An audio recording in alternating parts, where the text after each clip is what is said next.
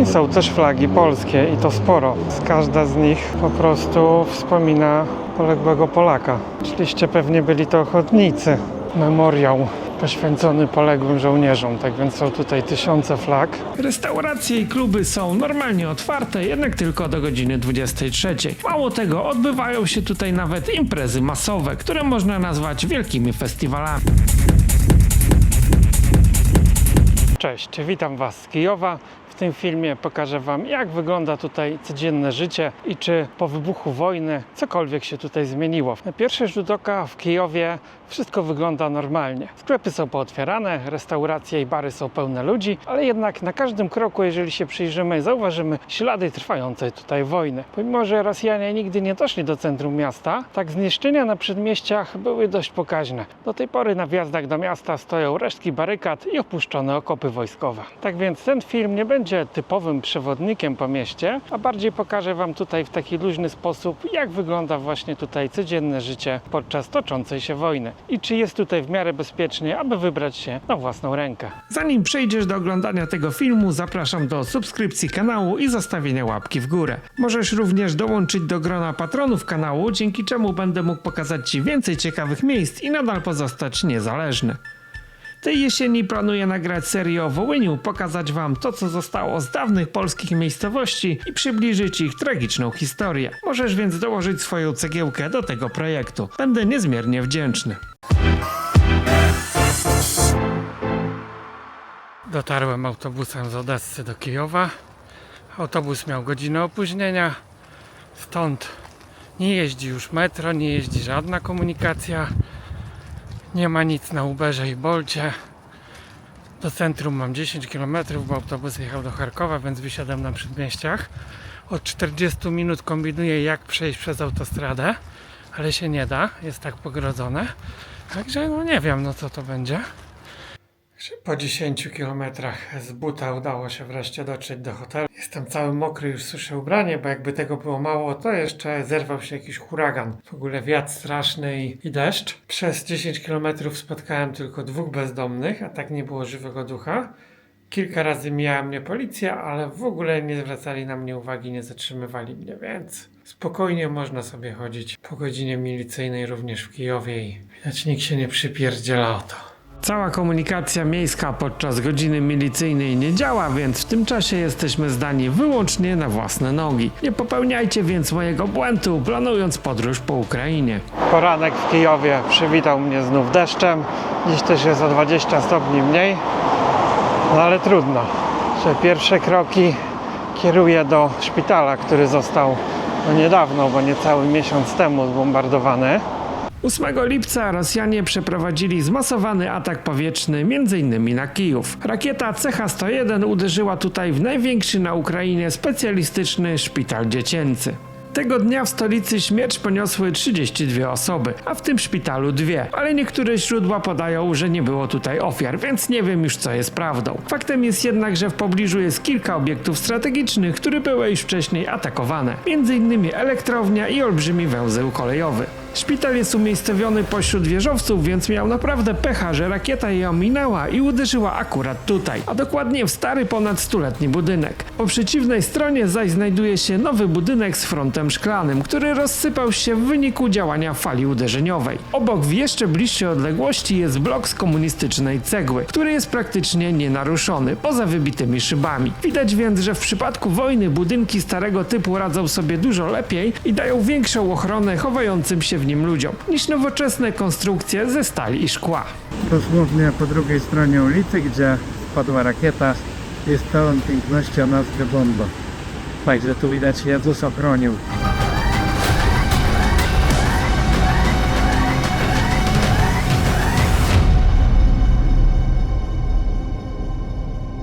Kijów jest też nazywany miastem złotych kopuł, bo faktycznie tych kopuł tutaj jest sporo.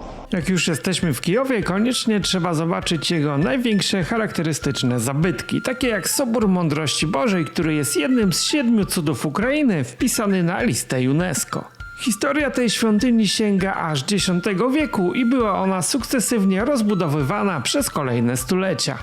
Za wejście na teren zapłacimy 5 zł, a za wejście do kościoła już 20. A żeby pozwiedzać cały kompleks, to jest wydatek aż 40 zł, czyli już takie ceny europejskie można powiedzieć, bo normalnie tutaj ceny wstępów, biletów do wszelkich muzeów są bardzo tanie.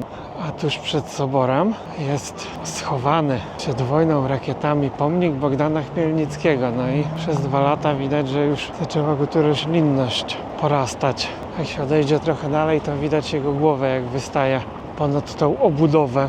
Że dzisiaj jest bardzo spokojnie, pomimo że jest normalny dzień pracy. Tak, ludzi jest wyraźnie mniej niż było tutaj przed wojną. Kijów był bardzo zatłoczonym miastem. Przyjeżdżało tutaj też mnóstwo turystów z całego świata. No a dzisiaj jest spokojnie, dlatego myślę, że to jest dobry czas, jak ktoś się nie boi, żeby sobie właśnie odwiedzić Ukrainę, bo nie dość, że jest taniej, 2, po prostu nie tłoczymy się nigdzie.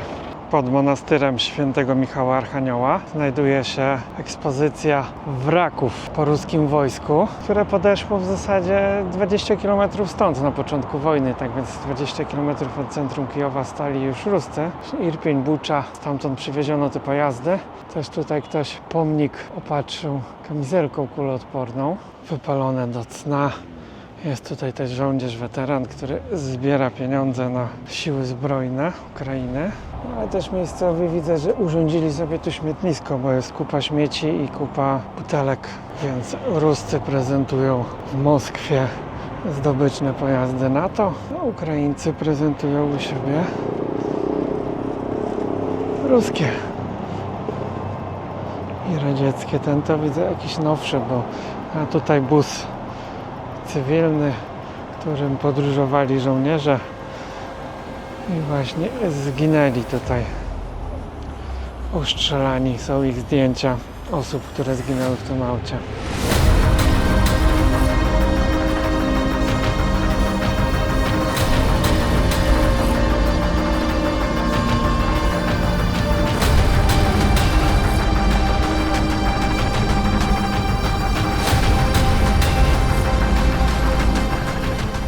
Na murze soboru jest też ściana pamięci. Tam są zdjęcia majdanowców, którzy zginęli w 2014 roku, a tutaj mamy świeższą sprawę, czyli obecna wojna. I na pewno nie są to wszyscy, myślę, że są mieszkańcy Kijowa. Ściana pamięci operacji specjalnej 2014 rok. Widać, czyli tyle zginęło w tej pierwszej fazie, kiedy Ruscy zajęli Krym i weszli do Donbasu. I zobaczcie, no jest tego mnóstwo, a to jest tylko 2014 rok. Że każdego dnia zginęły dziesiątki osób. Tamte dane podano, tu się 15 już zaczął, a obecnych to chyba po prostu nie ma. I jeszcze kiedyś pewnie się przyznają do tego, ile ludzi zginęło naprawdę, ale póki co te dane są utajnione, można sobie tylko domniemywać po ilości grobów na cmentarzach, gdzie też nie wszyscy są chowani. Zobaczcie, do czego prowadzą nieodpowiednie decyzje polityków, ile po prostu ludzi ginie. Jak dalej pójdzie, to muru im tutaj zbraknie. Tutaj już widzę, że to są początek wojny 2022. I to już ludzie raczej sami sobie tutaj naklejali pewnie zdjęcia swoich bliskich. Bo nie jest to taka ekspozycja przygotowana przez państwo ewidentnie. Tylko po prostu pewnie rodziny, bliscy doklejają. No i tu jest koniec muru. I jak widać, no zbrakło miejsca, nie? Musieliby dalej naklejać na domach prywatnych. Nie wiem, być może gdzieś z drugiej strony jest dalsza część, a daty kończą się na 3 marca 2022, czyli od tamtej pory przez 2 lata. Myślę, że ten mur to można tutaj opasać kilkukrotnie dookoła.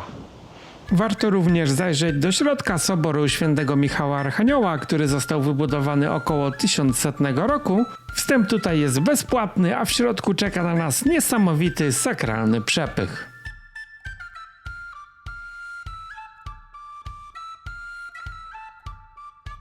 Akurat obok hotelu mam ambasadę, byłą ambasadę Białorusi. Widać, że jest już opuszczona od 2 lat, że wszystko zdążyło tu porosnąć. Pewnie nikogo tu nie było od tamtej pory.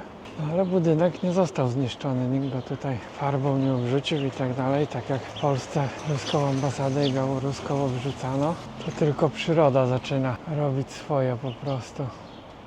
Kijów ma też bardzo rozbudowaną sieć metra i jest to chyba obecnie jedno z najtańszych tego typu transportów na świecie, bo bilet kosztuje na jeden przejazd 8 grywien, czyli niecałe 80 groszy. Znajduje się tutaj też najgłębsza stacja metra na świecie. Arsenalna, położona jest na głębokości 105 metrów pod powierzchnią ziemi. To metro też jest używane na co dzień jako schrony przeciwbombowe, tak więc tutaj ludzie mogą się chronić. W większej stacji jest dość głęboko, więc nadaje się właśnie na tego typu schronienie, w odróżnieniu od metra warszawskiego, które nie zostało zaprojektowane w ten sposób i po prostu nasze metro się nie nadaje jako schron przeciwbombowy, a tutaj jest odpowiednia wentylacja, głębokość oraz specjalne drzwi, które ochronią ludzi przed falą uderzeniową.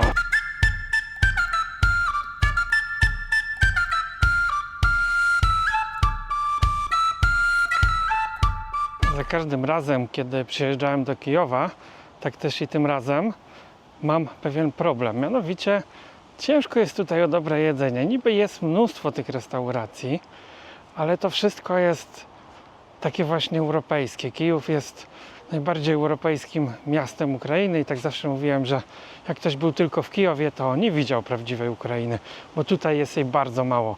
Właśnie aspirują sobie tu mocno do Europy, stąd ciężko jest nawet tutaj o taką rodzimą ukraińską kuchnię. Za to zjemy wszelkie potrawy azjatyckie, gruzińskie, włoskie czy amerykańskie fast foody. Tuż przy Ławrze Pieczerskiej znajduje się Muzeum Wielkiego Głodu. Stalin kiedyś postanowił zagłodzić Ukraińców i wymarło ich tutaj kilka milionów. No i na pamiątkę tej tragedii właśnie powstało muzeum. A dziś głodu nie widać. Sklepy są pełne, galerie są otwarte, więc nie wygląda to tak, jak pokazują w naszych mediach, że tutaj wszystko jest zburzone. Tylko to wszystko w miarę działa. No, starają się tutaj normalnie żyć. Tyle, ile jest to możliwe. Taką codzienność przerywają tylko czasem alarmy bombowe.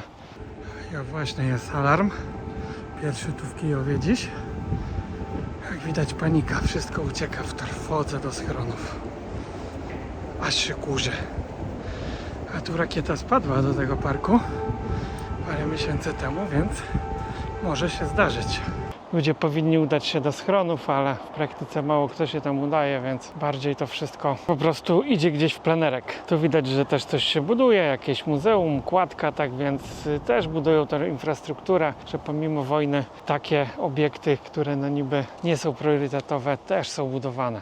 W galeriach handlowych jest wyraźnie mniej ludzi niż przed wojną. Ogólnie w mieście wydaje się jakoś ich mniej. Jak zawsze byłem właśnie w Kijowie, to były po prostu wszędzie tłumy. Teraz też no, mamy środek lata, niby szczyt sezonu, całkiem ładna pogoda. Już nawet słoneczko wyszło. Widać, że dużo mieszkańców chyba po prostu opuściło miasto, wyjechało gdzieś za granicę, może do Polski.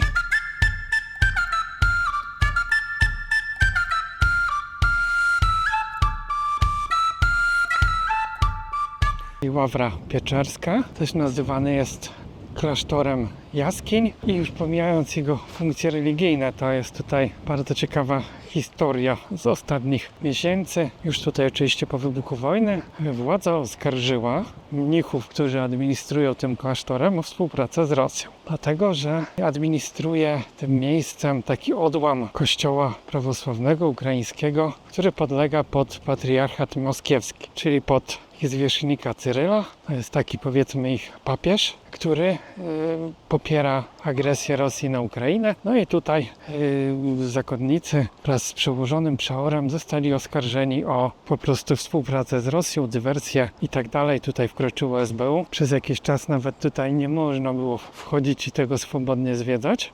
No i tam dostali jakieś zarzuty prokuratorskie, toczy się rozprawa, więc różnie może być. No i ta sytuacja ma się podobnie również w innych miastach, gdzie są klasztory patriarchatu moskiewskiego, więc nie jest to odosobniony przypadek. No i właśnie w Odessie tamten sobór, który został zbombardowany, to też należy do patriarchatu moskiewskiego, więc takie to trochę dziwne jest żeby Putin sam zbombardował po prostu swój kościół, który go popiera. Ale samo miejsce, już pomijając ten najnowszy fakt historyczny, jeszcze zobaczymy, co z tego wyjdzie w ogóle, bo pewnie jakieś tam rzeczy wypłyną na wierzch po wojnie. To jest naprawdę przepiękne, to jest kawał historii, kompleks jest duży, rozległy. Wstęp kosztuje tutaj tylko 50 hrywien na teren obiektu. Można sobie też wykupić tutaj różne wycieczki i pozwiedzać te zakamarki. I byłem w tym miejscu kilka lat temu, przed wojną. Były tutaj naprawdę tysiące ludzi z całego świata. A teraz, jak widzicie, jestem tutaj praktycznie sam i jest kilku wiernych co najwyżej. Widać stąd pomnik Matki Ojczyzny. Właśnie ta olbrzymia figura metalowa. I oczywiście postawili to Sowieci, więc jakiś czas temu zostały tutaj usunięte starcze sowieckie symbole. Było naprawdę ciężkie przedsięwzięcie. No i widzę, że go pomalowali, bo on wcześniej był troszeczkę innego koloru. I teraz szczególnie jest tutaj taka fala dekomunizacji.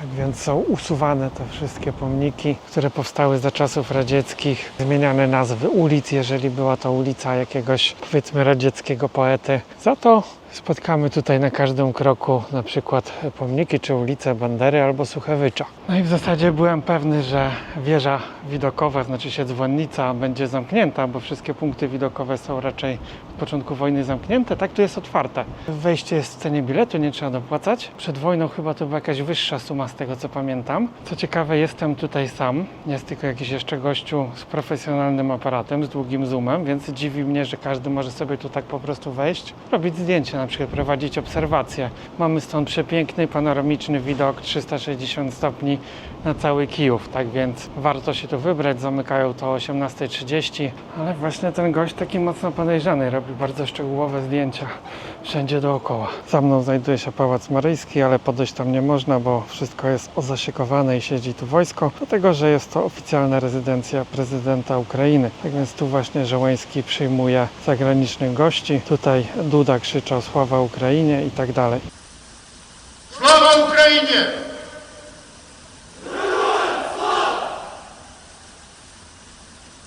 Koło Pałacu Maryjskiego stoją wraki karetek, które zostały zniszczone w wyniku działań wojennych. I tu pewnie w niektórych zginęli ludzie, bo są kwiaty. Ten został spalony doszczętnie. Tutaj widać sporo śladów po jakichś ostrzale, odłamkach.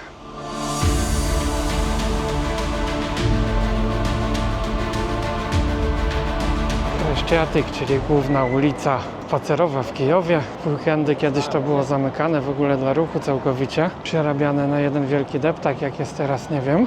Bo dziś jest wtorek, ale ludzi jest sporo. Już wyszło słońce, więc powyłazili. I też tutaj cała ta dzielnica rządowa jest zamknięta dla ruchu pieszego, więc musiałem nadrobić z 5 km, żeby tutaj obejść to dookoła. Czy należy o tym pamiętać, bo Google Maps nie pokazuje tego, więc cały czas prowadziło mnie po prostu przez jakieś barykady. To wszystko jest obstawione przez wojsko. To właśnie alarm bombowy. No ale jak widać, życie toczy się normalnie. Tłumy ludzi na deptaku. Nikt się to nie przyjmuje. Kijów nie ma rynku ani jakiegoś takiego starego miasta, ale takim centralnym punktem, placem jest Majdan Niezależności. To właśnie tutaj rozegrały się sceny z pomarańczowej rewolucji. Tutaj był właśnie Majdan w 2014 roku. Zginęło tutaj też wiele osób. Protesty trwały wiele miesięcy. No obecnie to miejsce zamienione jest w taki memoriał poświęcony poległym żołnierzom. Tak więc są tutaj tysiące flag i cały czas są dokładane nowe, nie? W zasadzie już dzisiaj widziałem kilka nowych. No, są tu też zdjęcia żołnierzy, jakieś historie, nawet kody QR, można sobie poczytać o poległych. I co ciekawe, nie są tu tylko wyłącznie flagi ukraińskie, bo znajdziemy tutaj flagi Unii Europejskiej, więc może być wszystko. Tam jest angielska, amerykańska, Azerbejdżan, Portugalia, Australia, no i pułk Azow tutaj. No i tu cały czas przychodzą ludzie oddać po prostu cześć swoim znajomym, bliskim. I są też flagi polskie i to sporo.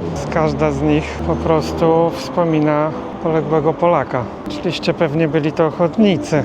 Tutaj matki płaczą po swych synach, żony po swych mężach, a tutaj robią sobie słodkie zdjęcia na tle napisu I love Ukraina.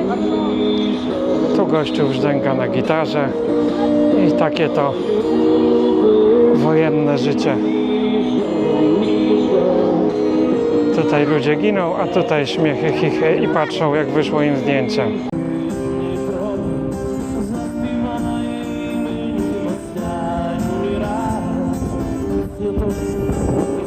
W 2014 roku tutaj wszędzie właśnie dochodziło do starć z milicją. Znajdziemy właśnie mnóstwo takich jakby pomników w miejscach, gdzie po prostu zginęli ludzie, zginęli majdanowcy. Tutaj z 20 lutego 2014 roku.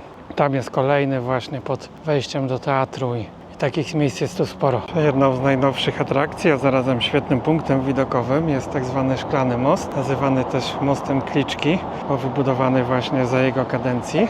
Tutaj uderzyła parę miesięcy temu też rakieta obok.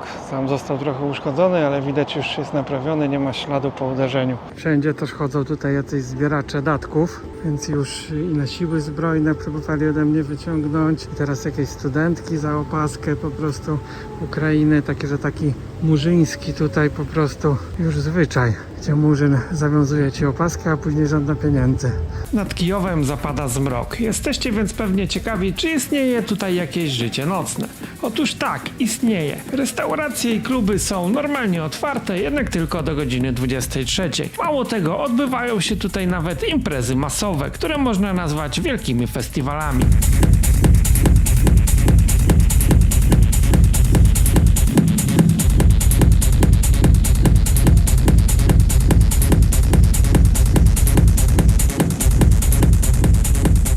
Noc była bardzo niespokojna, gdyż jak rano dowiedziałem się z mediów, był to największy zmasowany atak na Kijów w tym roku. I dobrze, że mamy te media, bo w przeciwnym razie nawet bym o tym nie wiedział i niczego nie zauważył.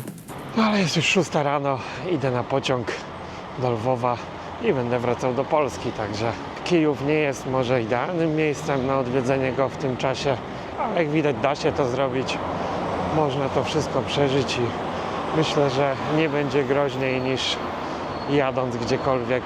Możesz też zginąć w wypadku samochodowym.